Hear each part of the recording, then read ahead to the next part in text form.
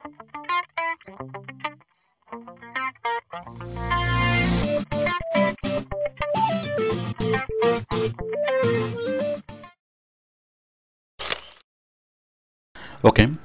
তো আমরা এই পর্যন্ত যা দেখলাম অ্যাডভান্স ওয়েবসাইট অথবা ব্লগ সাইট ডিজাইনে আমরা এই জিনিসগুলো দেখলাম।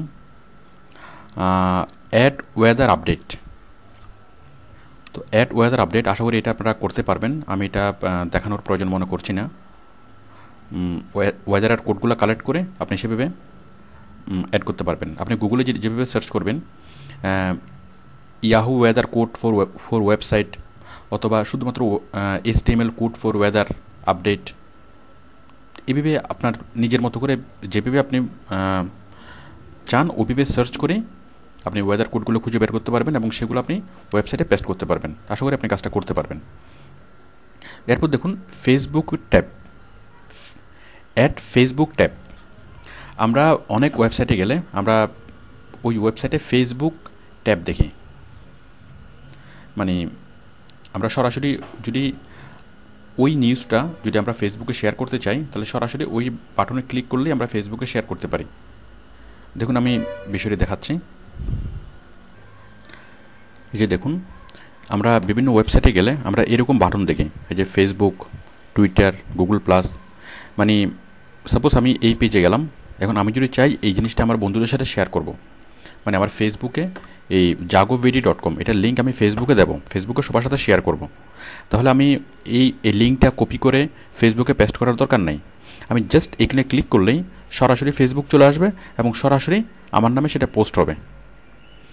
তো এরপর দেখুন এই যে এটা এই নিউজটা, সাপোজ এই যে এই নিউজটা bdnews24.com এর এই নিউজটা যদি আমি আমার বন্ধুদের সাথে শেয়ার করতে চাই তাহলে এই পুরো নিউজটা কপি করে ফেসবুকে পেস্ট করার দরকার নেই। আমি জাস্ট যেটা করব, এই যে এখানে বাটন, ফেসবুকের বাটন ক্লিক করলে সরাসরি ফেসবুকে আমার নামে মানে আমার ওয়ালে পোস্ট হবে এবং আমার সব বন্ধুরা সেটা দেখবে, সরাসরি পোস্ট হবে। তো এই যে শেয়ার বাটন, তো আমরা এখন এই ফেসবুকের বাটন অ্যাড করব। আপনি যদি ফেসবুকের বাটনটা অ্যাড করেন, ফেসবুক, টুইটার এছাড়া অন্যান্য যেসব সোশ্যাল মিডিয়া আছে সেগুলো, তাহলে আপনার ওয়েবসাইটের ভিজিবিলিটি অনেক বাড়বে। সাপোজ একজন আপনার সাইটটা দেখলো, সে জাস্ট ফেসবুকের পেজে ক্লিক করেই সে তার বন্ধুদের সাথে শেয়ার করলো, তাহলে এতে করে আপনার ভিজিটর অনেক বাড়বে, মানে অনেক মানুষ আপনার সাইটটা দেখবে। তো দেখুন আমরা এই বাটনটা কীভাবে অ্যাড করব। সেম আপনি গুগলে সার্চ করবেন HTML code for Facebook button অথবা HTML code for Facebook share button. তো দেখুন আমি সরাসরি একটা সাইটে যাচ্ছি, আপনি সরাসরি গুগলে সার্চ করে এভাবে নিয়ে আসতে পারেন। তো আমি সরাসরি একটা সাইটে যাচ্ছি, অ্যাড দিস। দেখুন আমি এখানে যাচ্ছি www.addthis.com।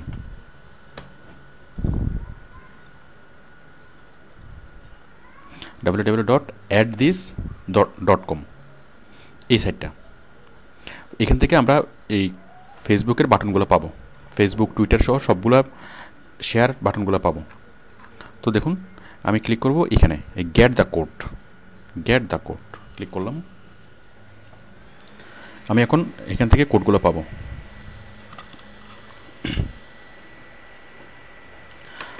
এই যে এখানে অনেকগুলো অপশন দেখাচ্ছে, সিলেক্ট স্টাইল। সাপোজ আমি স্টাইল সিলেক্ট করলাম, মনে করুন এগুলো সবগুলো আমি করব, মানে এভাবে করব নাকি এভাবে করব। আচ্ছা আমি চাচ্ছি এভাবে করব, সিলেক্ট করলাম। দেন প্রথমে আপনাকে এখানে অ্যাকাউন্ট ক্রিয়েট করতে হবে। আমি সাইন ইন করছি, যেটা আমার অ্যাকাউন্ট ক্রিয়েট করা আছে।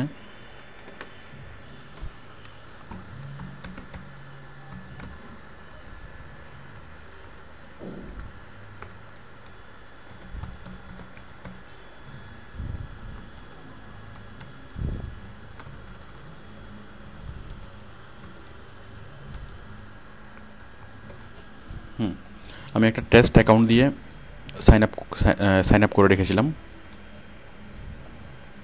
আমি এখন সাইন ইন করছি, মানে এই ধরনের এই বাটনটা নেওয়ার জন্য। হ্যাঁ, আমি ভিতরে ঢুকলাম। ঢোকার পরে আমি আবার সিলেক্ট করলাম, আমি এটা নেব, ফেসবুকের এই বাটনটা। দেখুন এখানে এই HTML কোডগুলো দেখুন, আমি যদি এটা সিলেক্ট করি তাহলে একরকম বাটন, এটা সিলেক্ট করে আরেক রকম কোড আসবে। এই যে কোডগুলো চেঞ্জ হচ্ছে। ওকে, তাহলে এখন আমি এই কোডগুলো নেব। কোডগুলো নেওয়ার জন্য আমি জাস্ট ক্লিক করব গ্র্যাব ইট ক্লিক করলে এটা কপি হয়ে যাবে, আমাকে আরও আলাদা করে কপি করার দরকার নেই। এই রাইট বাটনে ক্লিক করে আমি যে কপি করব, সেই কপি করার দরকার নেই।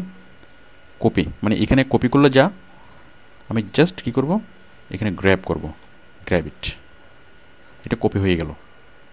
দেন আমি আমার সাইটে আগের মতো করে পেস্ট করব। দেখুন এই যে সাইটে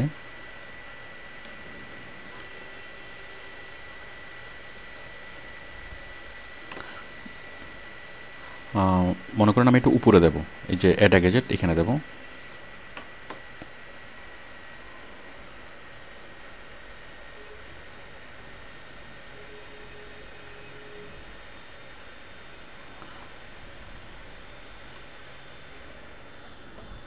আশা করি আপনারা বুঝতে পারছেন।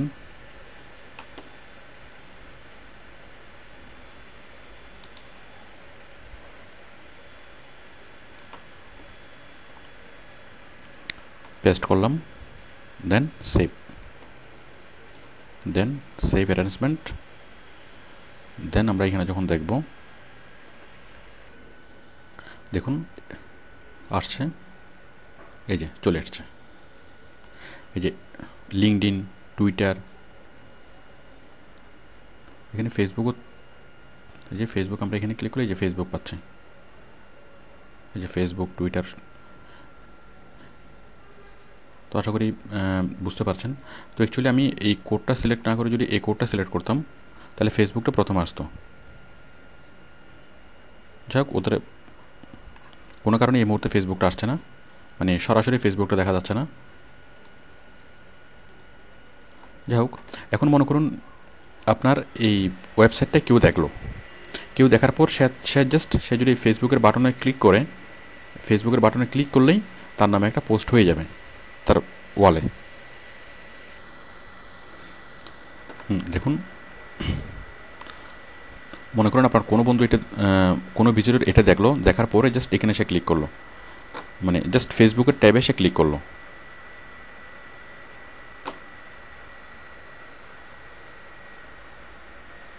জাস্ট ফেসবুকের বাটনে সে ক্লিক করলো।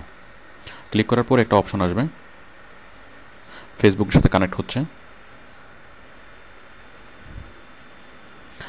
এই যে ট্রাভেল ফর লাইফ বিডি, মানে আমার ওয়েবসাইটটা সে তার বন্ধুদের সাথে শেয়ার করবে। জাস্ট সে ক্লিক করবে শেয়ার, এখানে রাইট সামথিং, সে কিছু জিনিস লিখবে, লেখার পরে জাস্ট কি শেয়ার। দেখেন শেয়ার করলেই শেয়ার হয়ে যাবে, মানে তার ওয়ালে একটা পোস্ট চলে যাবে তার বন্ধুদের কাছে। দেখুন আমি যদি এখন ফেসবুক খুলি,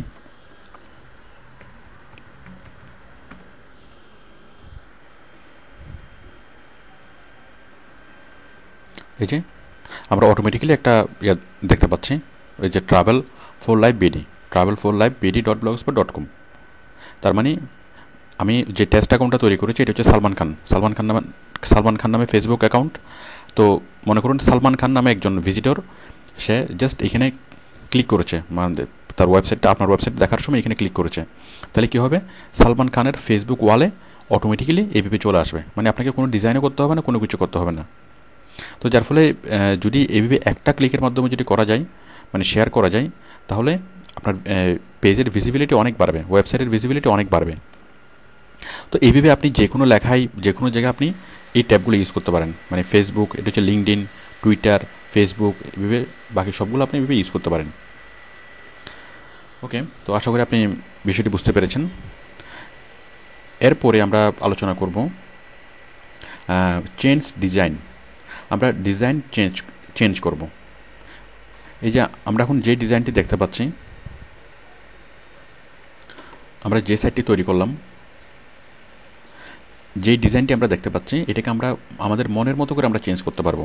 যেমন আমরা প্রথমে যেটা দিয়েছিলাম টেমপ্লেট, আমরা এই টেমপ্লেটটা চেঞ্জ করব। তারপরে আরও যা যা আছে সব কিছু আমরা চেঞ্জ করব, মানে কালার অ্যাড করব, বিভিন্ন রকম লগো, মানে বিভিন্নভাবে আমরা ডিজাইনটা চেঞ্জ করব। এই যে এই জিনিসগুলোকে একটু এদিকে নিয়ে আসবো, একটু ডান পাশে নিয়ে যাব, মানে আপনি যেভাবে চান আপনার মনের মতো করে আপনি সেটাকে ডিজাইন করতে পারবেন। তো আসুন আমরা দেখি কীভাবে আমরা ডিজাইন করব। ডিজাইন ডিজাইন করার জন্য আমরা ক্লিক করব ডিজাইনে ক্লিক করার পরে আমরা এই পেজটা পাবো। আমরা ডিজাইন মোডে আসলাম। এখন আমরা যেটা করব, দেখুন এই যে লেআউটের পরে টেমপ্লেট এবং সেটিংস, এই দুইটা হচ্ছে ডিজাইনের, মানে এটা দিয়ে আপনি ইচ্ছা মতো মডিফাই করতে পারবেন। প্রথমত টেমপ্লেট, এই যে আমার ওয়েবসাইট আছে এখন এইটা। এখন আমি কি করব, এই ওয়েবসাইটটাকে অন্য কোনো টেমপ্লেট ইউজ করব। সাপোজ আমি এই টেমপ্লেটটা ইউজ করব। এখানে আপনি আরও অনেক টেমপ্লেট পাবেন।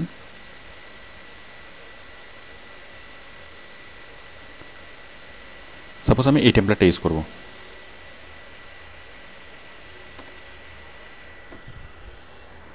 আমি টেমপ্লেটটা দেখব, দেখার পরে just apply to this block, এখানে ক্লিক করব। টেমপ্লেটটা অ্যাপ্লাই হয়ে গেল, টেমপ্লেট অ্যাপ্লাইড। দেখুন এখন আমার পুরো ওয়েবসাইটটা চেঞ্জ হয়ে গেল।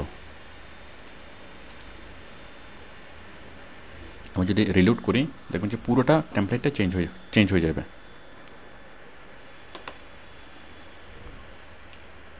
দেখুন পুরোটা চেঞ্জ হয়ে গেল। এরপর এভাবে আপনি যেটাই দেন না কেন, এখানে অনেকগুলো ডিজাইন আছে, অনেকগুলো টেমপ্লেট আছে, আপনি যে আপনার ইচ্ছা মতো আপনি টেমপ্লেট খুঁজে নিতে পারবেন। আমি চাচ্ছি আমি এটা এইরকম করব, বৃষ্টির মতো করে করব, তাহলে অ্যাপ্লাই টু দিস ব্লক।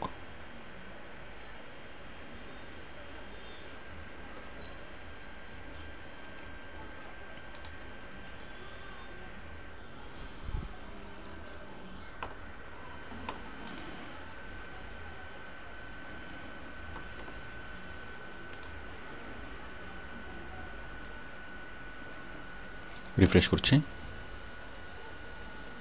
দেখুন টেমপ্লেটটা আরেকটু চেঞ্জ হয়ে গেল।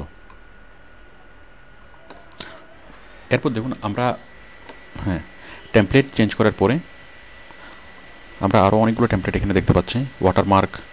ওয়াটারমার্ক, ইথারনাল, ট্রাভেল, অনেক সুন্দর সুন্দর টেমপ্লেট, অনেক মানে রিচ এখানে টেমপ্লেট আছে, আপনি দেখতে পাবেন। আচ্ছা, টেমপ্লেট করার পরে এরপর হচ্ছে সেটিংস। দেখুন আমরা কী কী সেটিংস করতে পারি। সেটিংসের মধ্যে আমাদের বেসিক সেটিংসে কি, এই যে পাবলিশ অ্যাড্রেস, এই যে আপনি চাইলে আপনার ইউআরএলটা চেঞ্জ করতে পারবেন। আপনার ওয়েবসাইটের নামটা, আমাদের নামটা ছিল www.travel4lifebd.blogspot.com। আপনি যদি চান আপনি এটা এডিট করতে পারেন, এটা একটু চেঞ্জ করতে পারেন। আচ্ছা, এরপরে আপনি ব্লগ অথর্স, এগুলো আপনি দেখলেই বুঝবেন। বেসিক্স, পোস্ট অ্যান্ড কমেন্টস, আপনি অন্য মানুষকে পোস্ট করতে দিতে চান নাকি চান না। এই যে কমেন্টসকে আপনি অ্যালাউ করেন নাকি করেন না, কমেন্টস আপনি মডারেশন করবেন নাকি করবেন না। মোবাইল আর ইমেল, ল্যাঙ্গুয়েজ অ্যান্ড ফরম্যাটিং, আপনি কোন ল্যাঙ্গুয়েজে ওয়েবসাইটটা তৈরি করবেন। আপনি এখানে বাংলা লিখতে চান, তাহলে আপনি এখানে ল্যাঙ্গুয়েজ থেকে বাংলা সিলেক্ট করবেন, তাহলে আপনি বাংলায় দেখবেন এবং বাংলায় লিখতে পারবেন। তারপর দেখুন সার্চ প্রিফারেন্স, এগুলো আপনি দেখলেই বুঝবেন। এরপর দেখুন আদার্স, এই যে allow block fit, post fit others,